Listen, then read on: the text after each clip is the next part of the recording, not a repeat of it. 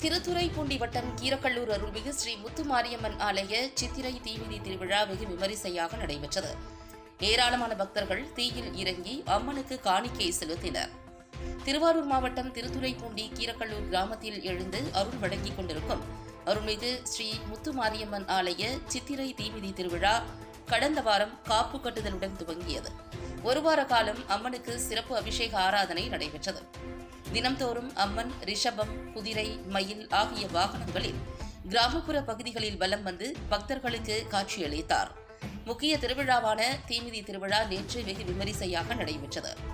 ஆலயம் எதிரே வளர்க்கப்பட்ட தீ குண்டத்தில் ஒரு வார காலம் விரதம் இருந்த பக்தர்கள் தங்கள் வேண்டுதல் நிறைவடைய வேண்டி பால் குடம், காவடிகள் எடுத்தும் கை குழந்தைகளுடன் தீ குண்டத்தில் இறங்கி அம்மனுக்கு நேர்த்திக்கடன் செலுத்தினர்.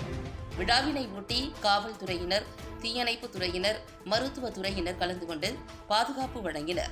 இந்நிகழ்வில் கோவில் நிர்வாகிகள், கிராமவாசிகள், பொதுமக்கள் ஏராளமானோர் கலந்து கொண்டனர்.